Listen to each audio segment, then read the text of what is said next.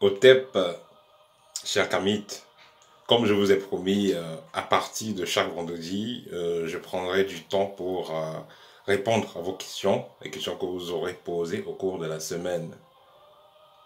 Donc, si vous voulez que je réponde à vos questions, faites l'effort d'être précis et concis dans vos questions. Posez des questions en français simple. Là, je vais vous répondre clairement. Mais si vous posez des questions en français compliquées, là, ou bien euh, vous n'expliquez pas bien, moi, je ne saurais pas ce qu'il faut faire et puis moi, je ne répondrai pas. Donc, faites l'effort de poser des questions claires et nettes. Et là, vous aurez la réponse. Alors, j'ai sélectionné 10 questions, parce que j'ai vu les questions qui reviennent et tout ça. J'ai sélectionné 10 questions et je vais apporter les outils de réponse à ces 10 questions. Voilà, la première question, ça vient de Christella Divine. Voilà, elle a une préoccupation, donc depuis la naissance, euh,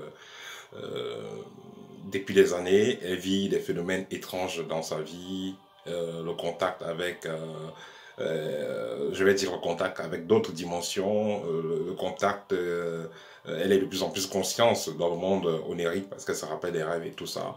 Mais tout ça, il faut comprendre que c'est des expériences qui sont normales pour des âmes qui ont assez roulé la bosse parce que toutes les âmes ne sont pas pareilles. Il y a des gens qui vivent sur Terre, mais ils ne rêvent même pas chaque jour, ils rêvent peut-être une fois par mois, ils rêvent rarement. Il y a des gens comme ça, justement parce que l'âme n'a pas une certaine fréquence vibratoire. Donc plus votre âme va vibrer haut, plus vous aurez la facilité de vous connecter à des mondes subtils et apercevoir des choses que les autres ne verront pas. Donc, ce qui est donc important de savoir aussi pour des personnes qui ont de pareilles expériences, c'est que euh, tout le monde ne naît pas. À la naissance de tout le monde, il n'y a pas un voile qui est mis. Parce que à la naissance de la plupart des personnes, il y a un voile qui est mis pour séparer, pour que l'âme, pour que la personne qui est là ne soit pas tellement perturbée par son ancienne réincarnation. Voilà, pour qu'elle puisse avoir une nouvelle incarnation assez équilibrée, assez stable. Donc, ce qui fait que la nouvelle âme qui vient, il y a un voile qui est mis consciemment pour que celui-là, ce dernier-là, ne puisse pas être toujours dans la être perturbé par ses anciennes expériences pour qu'il puisse avoir une expérience correcte. Mais cependant, il y a des personnes qui vont naître avec des facultés assez développées qu'elles ont développées dans d'autres réincarnations. Comme je dis toujours que l'initiation reste au niveau de l'âme, ça veut dire que celui qui s'est initié dans cette vie, dans la prochaine vie, l'initiation qu'il a eu à faire sera utile. Donc, il y a donc des personnes qui, dans leur naissance, en étant incarnées dans cette incarnation, apportent avec eux des connaissances qu'elles ont développées dans d'autres dimensions, qu'elles ont développées dans d'autres réincarnations. Mais cependant, il y a un voile qui est mis et avec le temps, ces personnes-là se rendront compte de qui ils sont, de quelles capacités elles ont. Voilà. Donc tout ce que je vais dire à la sœur, c'est de continuer sa voie initiatique, de continuer à faire des recherches, de continuer à travailler pour la connaissance de soi et tôt ou tard, elle aura de plus en plus de réponses et de lumière par rapport à qui elle est et par rapport à sa mission de vie. Voilà. Il y a une autre question qui suivait, posée par une autre personne qui va renvoyer à ça. Pourquoi est-ce que les gens ne se rappellent pas de leur ancienne réincarnation? Alors, comme je disais tantôt, il y a un voile qui est mis pour que les gens ne se rappellent pas de leur ancienne réincarnation. Et cela est fait donc pour que les gens ne puissent pas être embrouillés. Imaginez que vous avez 3 ans ou 4 ans ou 5 ans, vous êtes un petit gamin, vous êtes chez vos parents, mais des parents adoptifs, voilà, vous êtes chez vos parents, ceux qui vous êtes sortis de ses parents, vous êtes sortis de ses parents, vous êtes chez vos parents, mais entre-temps, vous parlez à vos parents, vous les rappelez, ah, est-ce que tu sais que il y a de cela 50 ans, 100 ans, est-ce que tu sais que le village, là, j'étais le chef, est-ce que tu sais que j'étais ceci? Vous voyez, imaginez, vous avez un enfant comme ça, vous ne serez pas à l'aise. Si vous avez un enfant qui va vous rappeler ce qu'il a fait dans les vies passées, comment il avait sa femme, ses enfants, tout, ben, il y a des parents qui vont péter un câble, ils auront peur de cet enfant. Donc c'est pourquoi il est donc mis consciemment un voile par nos guides.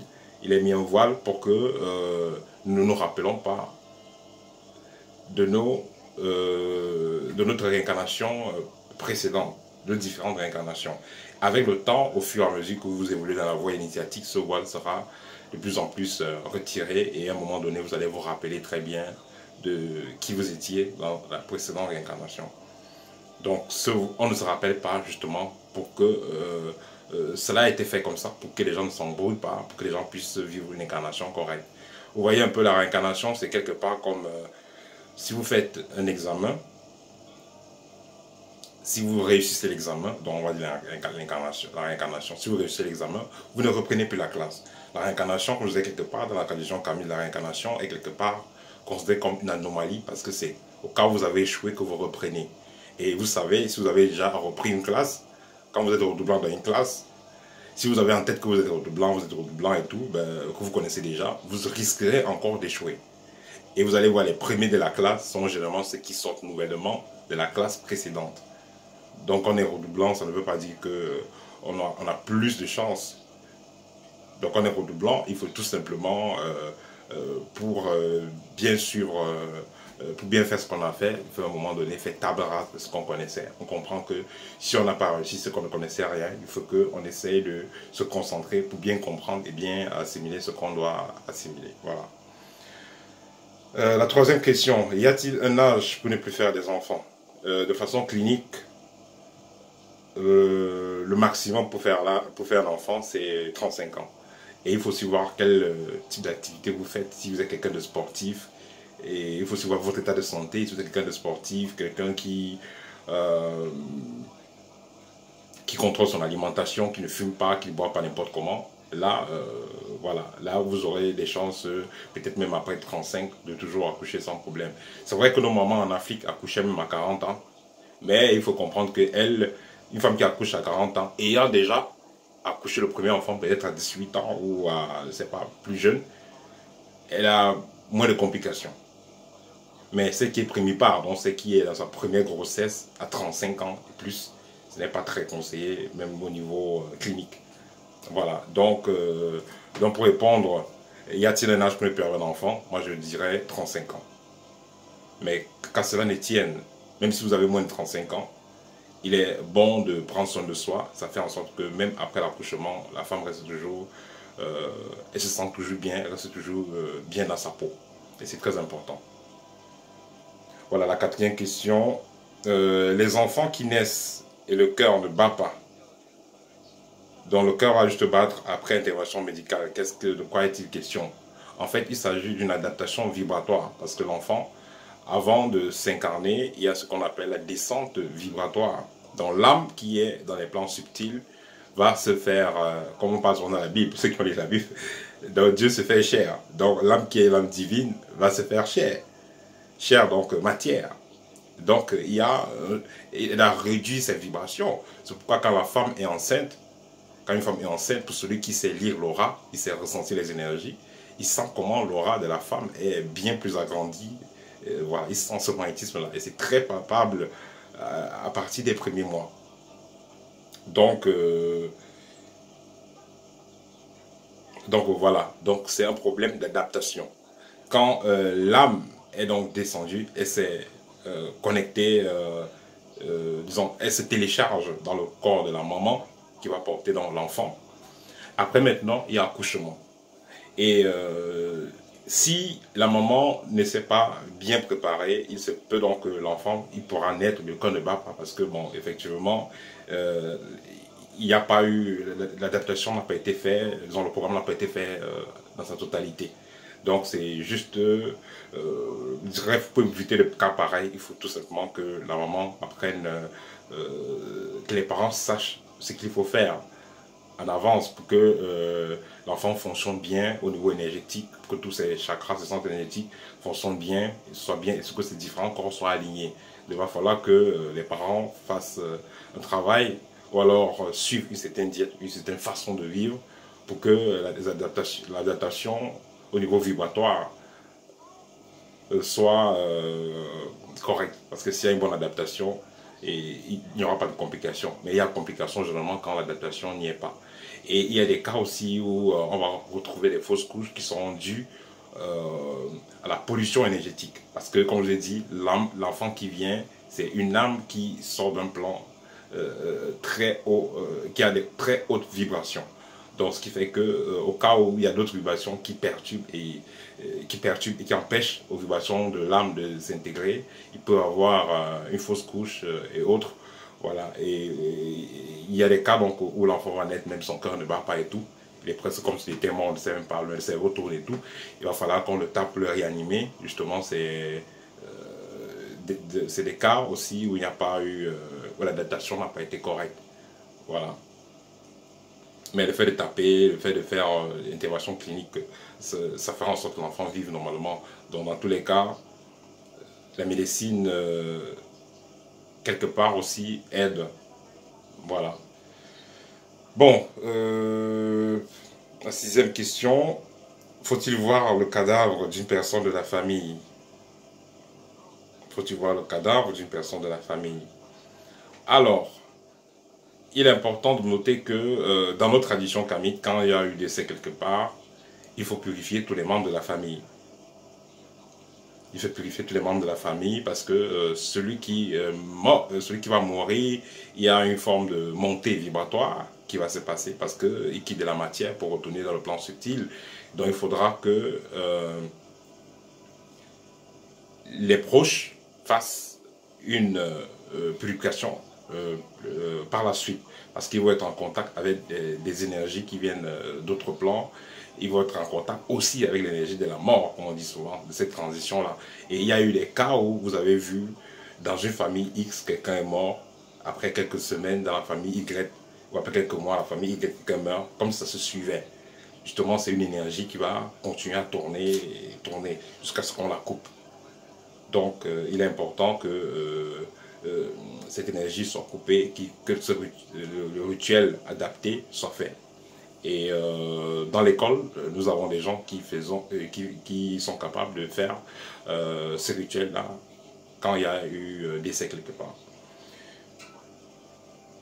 Donc, vous pouvez voir donc, le cadavre d'un mort de la famille pour l'adieu, pour dire au revoir pendant les cérémonies, vous pouvez voir, mais il faut tâcher de vous purifier à la suite pour ne pas garder la négativité avec vous. Et surtout, faire attention à la couleur du vêtement que vous portez. On conseille souvent de ne pas porter le noir quand on part d'un enterrement parce qu'il y a des gens qui pleurent et tout, les gens sont tristes, donc les vibrations sont assez basses au niveau de la salle. Donc pour ceux qui sont là, les vibrations sont basses, mais pour celui qui est en train de partir, ces vibrations ne sont pas basses. Ces vibrations sont plutôt sur le contraire. Ce sont ceux qui sont sur terre là qui vont rester dans les vibrations basses avec les pleurs et tout ça.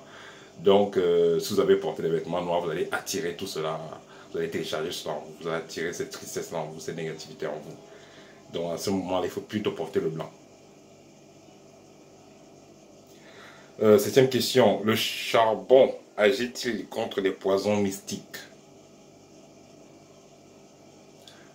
Comme j'ai dit dans la vidéo que le charbon agissait contre les poisons naturels, ainsi qu'il y a le charbon, l'huile rouge, tout ça, ça agit contre les poisons naturels. Il faut comprendre que les traitements des maladies mystiques, des poisons mystiques, ressemblent vraiment au traitement des poisons physiques. Donc si vous avez un remède contre le poison physique, ça va également agir contre le poison mystique. Si on vous a donné un poison mystiquement, un poison mystique, vous pouvez prendre le médicament de la guérison physique, vous priez dessus et vous consommez. Ça va agir à 100%. Donc il n'y a pas de problème sur ça. Et quand moi j'étais au pays, il y a une poudre. Je pense qu'il y a une poudre que j'avais pris chez l'un des maîtres que j'avais rencontré. Il y a une poudre que j'avais pris. Ceux qui sont au Cameroun connaissent cette poudre-là. C'est une poudre noire. Cette poudre-là, elle est contre les poisons, elle est contre les tessons de bouteille, contre les lames de rasoir. Donc, une fois que vous avez mis cette poudre sur la bouche, vous pouvez manger les lames de rasoir, des tessons de bouteille, toute forme de poison, vous n'avez pas de problème. Mais également, ça travaille également dans le plan mystique. Donc, si c'est un poison mystique, vous consommez cela, ça agit. Donc, juste pour confirmer que les poisons mystiques, le remède des poisons mystiques et le remède des poisons physiques se ressemblent énormément.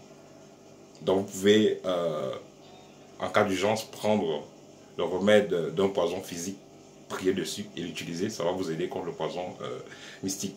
Mais si vous êtes initié, vous n'avez pas besoin de ça. Il y a les mantras, il y a les techniques respiratoires qui permettent d'expulser spontanément le poison mystique. 8e question, y a-t-il un karma pour les gens qui tuent les animaux? Ça dépend de comment vous tuez les animaux. Un initié, comme je dis toujours, le kamite, il respecte toute vie. L'initié va respecter toute vie. Même en tuant un animal, il va parler à cet animal parce qu'il sait qu'il y a une conscience derrière cet animal. Il sait quelque part que les animaux sont nos frères. Donc, il va parler à cet animal avant de tuer cet animal. Il parle à cet animal et il renvoie la conscience de cet animal dans la lumière. Et vous allez retrouver ça dans beaucoup de cultures, même chez les Indo-Américains et tout. Généralement là-bas, chez eux, quand ils tuent l'animal, après on met la tête de l'animal, ça regarde, laisse quelques secondes. Et voilà, et après, ils vont utiliser l'animal. Et les musulmans aussi ont capté un peu cette culture-là. Parce que chez les musulmans, généralement, que ce soit le bœuf, que ce soit les poulets, ils vont tuer ça selon les rites, selon des rites. Ils vont tuer ça selon des rites.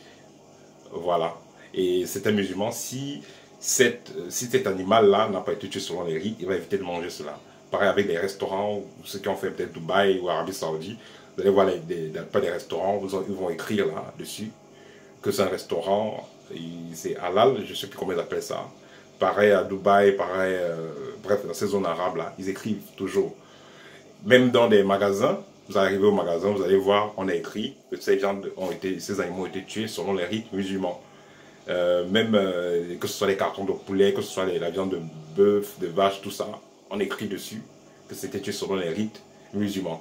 Donc une façon de dire que on a tué ces animaux selon les règles de l'art. Et voilà. C'est pourquoi moi je pense qu'à un moment donné, il faudra que les kamites aussi le fassent dans la boutique, qu'ils écrivent également. Cet animal a été tué selon les rites kamites. Ça sera aussi intéressant.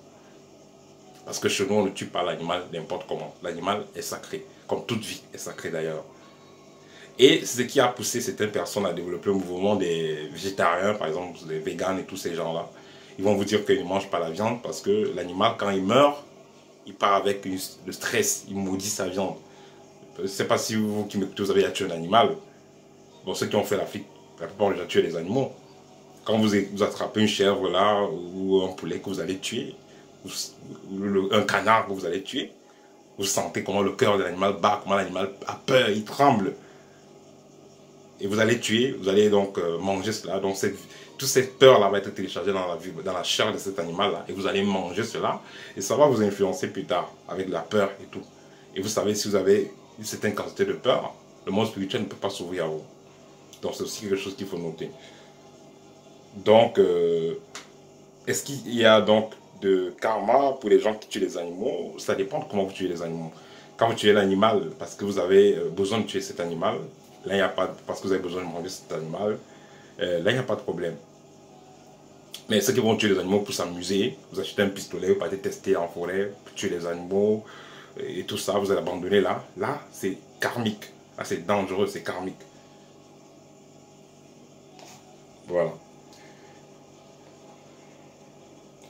Est-ce que tous les repas de nuit sont nocifs? C'est la 9e question.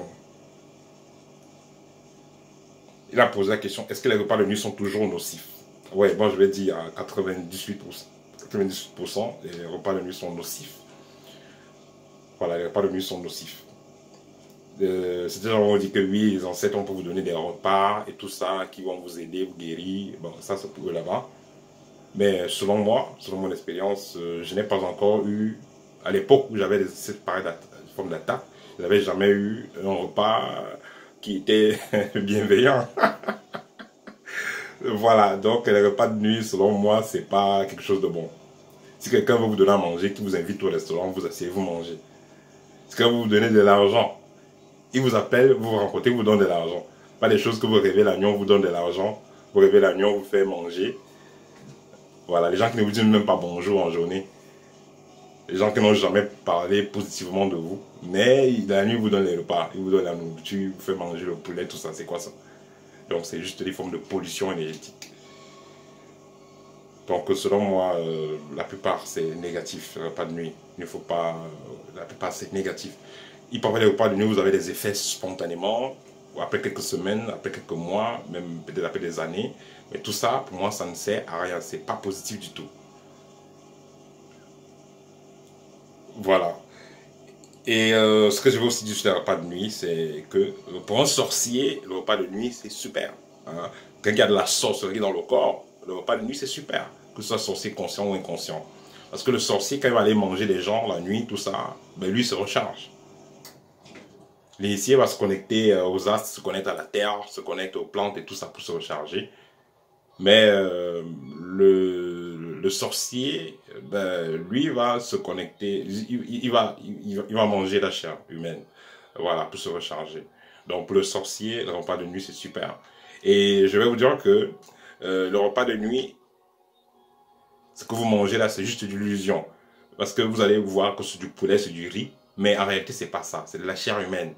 Quand vous allez bien, si vous avez un troisième œil assez développé, vous avez une certaine forme de clairvoyance, vous verrez effectivement que ce qu'on vous a servi, ce n'est pas, ça va ressembler, on va vous servir, vous allez voir que là que c'est du poisson et tout, mais il y aura un voile au-dessus. Quand vous allez bien vous concentrer, vous allez voir que, ah, ça c'est une partie du corps humain qu'on vous fait manger, vous êtes en train de manger, ou est-ce qu'on vous fait manger, voilà.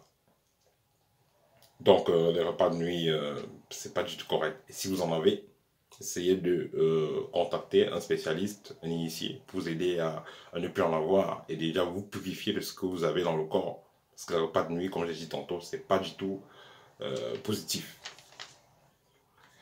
Et la dernière question, celle de Diouf, qui a également un jumeau. Il demande un jumeau peut-il être un guide ou un ancêtre méritant? Bon, les ancêtres, ce qu'il faut comprendre déjà, c'est que ce soit jumeaux, qu'on ne soit pas jumeaux, tout le monde, la plupart d'entre nous qui sommes incarnés sur Terre, nous avons déjà vécu. Donc, je vais dire que nous sommes des ancêtres. Ceux qui sont là, présents. L'enfant que vous accoucherez demain, c'est un ancêtre qui vient. Ça, c'est clair.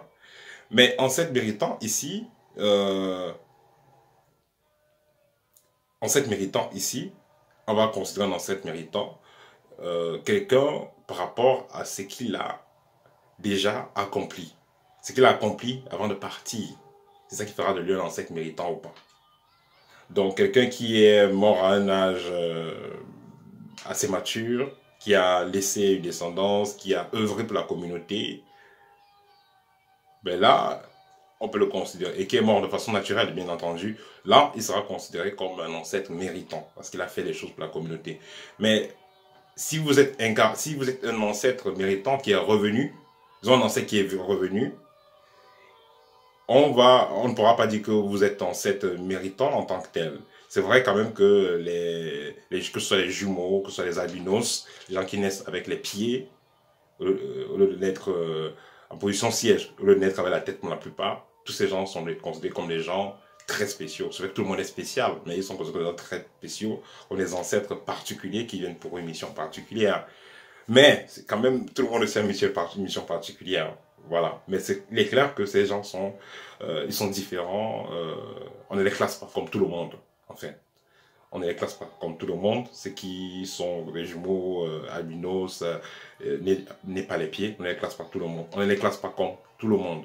Mais le plus important, ici, pour qualifier quelqu'un d'ancêtre méritant, c'est par rapport à ce que, c'est pas par rapport à sa vie passée. Donc l'enfant qui est venu, non. C'est pas par rapport à la vie passée, c'est par rapport à ce que la personne laisse. Donc, si à ta naissance, on n'a qu'à voir que peut-être tu es, je sais pas, tu es quelqu'un un ancêtre très très très puissant, très très très, je sais pas, très très super. Voilà, qui avait des super pouvoirs, qui était, tu es Ramsès, hein, on va dire que ça c'est Ramsès, ça c'est tel qui est revenu, il n'y a pas de problème. Mais ce qui va compter, c'est pas forcément qui est venu, c'est qu'est-ce que tu vas laisser. C'est ça le plus important. Qu'est-ce que tu vas laisser à ton départ, qu'est-ce que tu auras fait? Parce que la vie que nous menons, l'incarnation que nous avons, le temps présent est plus important que l'incarnation passée. C'est pourquoi vous pouvez dans cette incarnation faire ce que vous n'avez jamais pu faire dans les précédents. C'est pourquoi je dis toujours que l'initiation est la meilleure des choses à faire sur Terre. Parce que c'est l'initiation qui va vous permettre de savoir qui vous êtes, de savoir quelle est votre mission de vie, savoir où vous allez et finalement permettre de réaliser ce que vous avez à réaliser. Faire du meilleur de vous-même, donner la meilleure version de vous-même. Voilà, chers Kamites, j'ai pris du temps pour répondre à vos questions et je le ferai désormais chaque vendredi. Voilà, donc chaque vendredi, je le ferai comme ça pour qu'on puisse avancer ensemble. Voilà, pour ceux qui n'ont pas eu la chance de faire partie de l'école, pour ceux qui n'ont pas les moyens, et ceux qui n'ont pas la possibilité d'avoir les livres, voilà. Donc je fais comme ça aussi pour interagir avec vous. Voilà. Si vous voulez des consultations privées, n'hésitez pas à me contacter. Vous avez des problèmes, vous voulez une solution, que ce soit des problèmes mystiques, que ce soit des problèmes de tout genre. Voilà. N'hésitez pas. Une orientation pour une école spirituelle, n'hésitez pas. Également, nous avons notre école spirituelle, le site c'est www.kamite.com. Et il y a le livre, mon premier livre que j'ai mis sur pied, qui est disponible et qui se dispatche, qui se partage depuis la France, qui se distribue depuis la France. Voilà, donc ceux qui sont intéressés, n'hésitez pas de me contacter, je mettrai mon numéro en bas de la description. Au TEP à tous et bon week-end.